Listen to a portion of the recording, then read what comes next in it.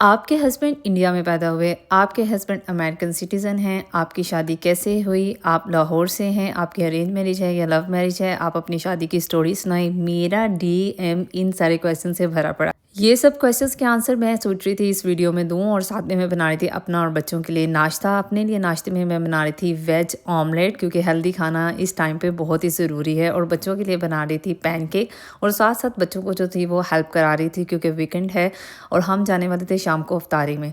दिन जितना मर्ज़ी बिज़ी हो, मैं अफ्तारी कोई भी नहीं छोड़ती, और मुझे बहुत मज़ा आता है कि यूएस में भी लोग जो हैं वो इतनी अच्छे से अफ्तारी करते हैं और रमज़ान का मज़ा दोबाला हो जाती है, रिश्ते ढूँढने शुरू कर देते हैं। तो मेरी अम्मी ने भी रिश्ते ढूँढना शुरू कर दिया, और मेरी बहन की शादी मुझसे पहले हो रही थी, तो मेरी अम्मी को मेरी डबल फ़िक्र थी, और मेरी अम्मी ने भी हर जगह ख़ानदान में यहाँ-वहाँ सबको कह दिया था मेरी बेटी के लिए रिश्ता ढूँढना है, और कि माँओं को कितनी फ़िक्र होती है। और इन्हीं सब चक्करों में मेरे भाई के कुछ जो हैं बिज़नेस पार्टनर्स, जो कि अब मेरे रिश्तेदार भी हैं, मेरे ससुराली हैं, वो पाकिस्तान आ रहे थे वेरी फर्स्ट टाइम।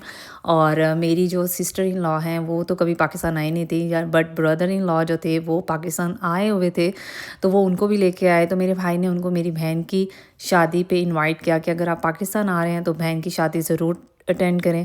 तो मेरी सिस्टर इन लॉ को बहुत ही ज़्यादा क्यूरियोसिटी थी कि पाकिस्तान में शादियाँ कैसे होती हैं, कैसे इवेंट करते हैं, क्या है सब।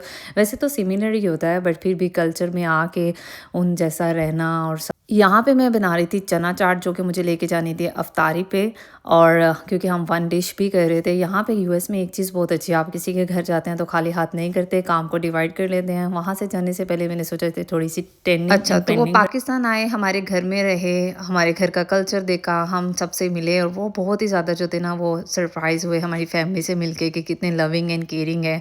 और मेरे साथ, क्योंकि मैं छुट्टियों पे थी, यूनिवर्सिटी में नहीं पढ़ा रही थी, तो मेरे साथ काफ़ी टाइम स्पेंड किया। जब वो वापस चलेंगे तो जाते-जाते मेरी अम्मी ने उनको कह दिया कि कोई अच्छा रिश्ता हो तो ज़रूर बताइए। स्टोरी काफ़ी लंबी है, शॉर्ट, कि वो यूएस वापस आए और अपनी फुप्पो को, जो कि मेरी सास थी, उनको मेरी पिक्चर्स दिखाई और दिखाई ये फैमिली बहुत अच्छी थी, इनकी ये बेटियां हैं। तो मेरी सास ने कहा कि हाँ, हमें भी ना एक ऐसी लड़की चाहिए जो फैमिली ओरिएंटेड हो, पढ़ी लिखी हो, एजुकेटेड हो, कल्चर जानती हो।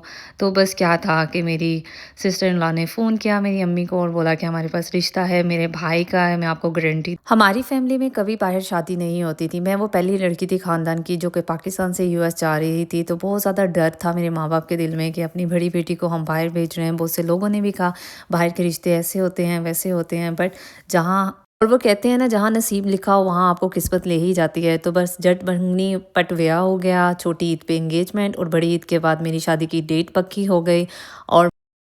और मेरे हस्बैंड 10 फैमिली मेम्बर्स के साथ